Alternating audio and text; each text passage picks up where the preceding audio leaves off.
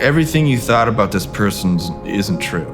How can you be these two things at once? You're a great dad. Like, I have nothing but great memories of you, but then you had this whole other life.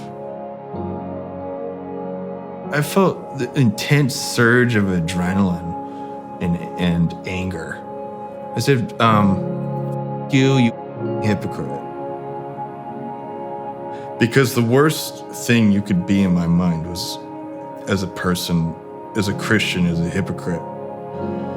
And to find out my dad was a hypocrite was like, it was a devastating feeling. Not only was he a parent becoming a human, he was a pastor becoming a human. The next morning, my family, Kathy, my dad, my mom, I think, take me to the airport. And they take me to 30 days of rehab. They say, oh, okay, Dr. Earl, the founder of this center, who's like in his 70s, he wants to meet with you in his office. And he says, tell me your story. I'm like, my story? What? So I tell him everything. And when I'm done, he just kind of puts his pen down and his notes, and he just looks at me and he says, you are a first-class asshole. I've never been called that in my life. But you know what? It felt good. Because that's exactly who I was.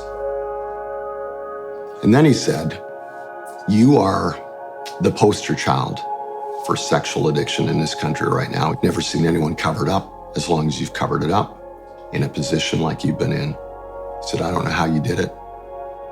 He said, I doubt you'll ever get free. And I'm looking at him thinking, I'm paying you to get me free. He said, oh, we can.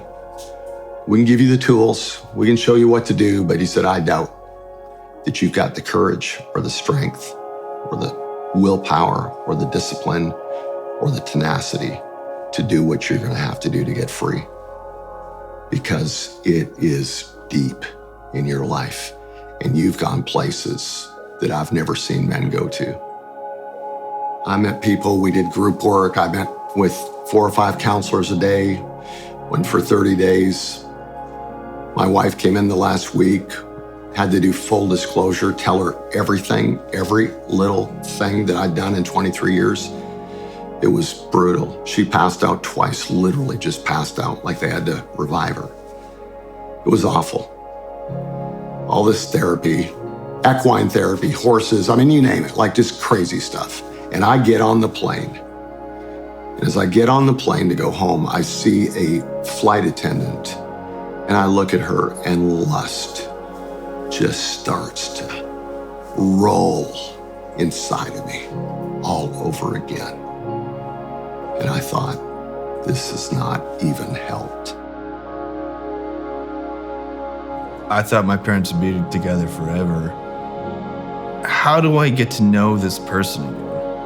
Not just my dad again, but like now my mom too, because like this is going to change her and shift her in some way. I mean, when I got back to Dallas, I started trying to, hope for some restoration in my marriage. There was a little bit of separation time where, we were apart, but then I came back and we lived in the same home, and I lived upstairs, Kathy lived downstairs. And so I was hopeful that maybe we could mend, something that had been just absolutely destroyed. Kathy and I, we worked really hard on trying to restore our marriage. She, to this day, is my hero because she gave everything she had.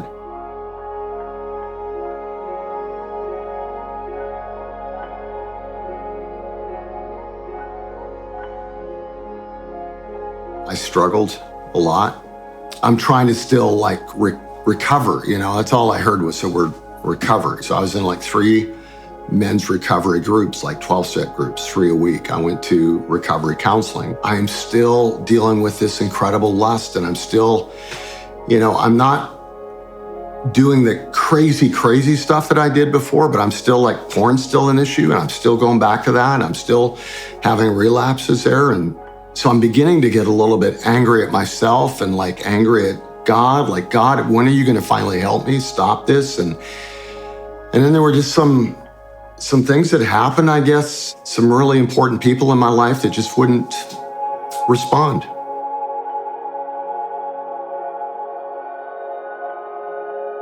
And so there was this feeling of isolation and abandonment. And I got angry at God. I got angry at the church. So I just kind of like said, I don't believe in Jesus anymore. I don't even believe in the church anymore. I'm done.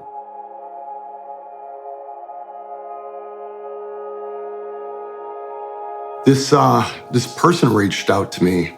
You don't know me, but I'm a Christian, and I've been trying to share faith with this friend, and he used to ski with you. Would you talk to him about your faith? I was like, I'm probably not in the best place to talk to him about faith right now. She says, why? And I said, well, because I explained what had happened in my brokenness and my journey. And she had this like compassion to try to help me. And she had done addiction work, and she was familiar with sexual addiction. And she had a depth of relationship with Jesus that just baffled me. And this freedom and this joy and it was hard to describe. But she started giving me books to read, and she started talking to me about what it really meant to live into this Jesus life. It put me on a track to begin to genuinely encounter Jesus. And bro, Jesus showed up in my life in such a powerful way. I remember going into my living room. I'm living in an apartment by myself downtown Dallas, and I sit down on my couch, and I just said, when I got home, I just said, Jesus, if you're real, I'm just going to close my eyes, and I want you to reveal yourself to me. And I just sat there with my eyes closed, and I sat there for probably 5 minutes just being still and quiet, and I swear to you, this is the truth. I literally felt the presence of Jesus come into the room. I felt like somebody sat down beside me, almost as if the couch moved. And then I felt this arm just kind of come around my shoulder. I don't know if I heard the words or I felt it, but I just felt this presence just say, I love you. And I just sat there for like an hour, weeping and crying. And I don't know what happened that day, but it put me on a journey to seek out what it really meant to be a real Jesus person. And I started going back to like first century church history and how the early church lived. I began reading their writings and their books and like taking classes on church history. I wanted the real thing. And as I just leaned into those stories and that description and the beauty of this church that wasn't about fame or celebrity or money or business, it revolutionized my soul. It was about a year and a half after my crisis, and I'm experiencing this Jesus thing in my life, and I'm driving from Kansas City to Tulsa, and I'm just really quiet, and all of a sudden I hear this voice, Blaine, I'm not going to give you a recovery. I am calling you into resurrection. You are not ever going to recover, and you shouldn't want to recover because there's nothing in the past to recover. So just let me resurrect your soul, your life, your future. And I'd say within 3 months of that, God completely broke the power of all of my past, completely. And from that moment on, I never went back. Didn't go back to porn. Didn't go back to acting out. Didn't go back to any of it. God completely set me free. And it's been 8 years, 8 years of just walking in a freedom that is absolutely indescribable. And it's not white knuckling, and it's not getting up in the morning and hoping I get through the day. It is literally just this beautiful freedom of living into this Jesus life. It doesn't mean I don't have temptation, but I'll put it like this. The temptation in my life used to be a blowhorn, a megaphone in my ear every morning, all day long, every night. And now the temptation is like a faint whisper, like outside a door. Sure, it's there, but it doesn't carry the weight. And I feel like I am the most blessed man in the world today. I consider him like a reasonable, wise person these days.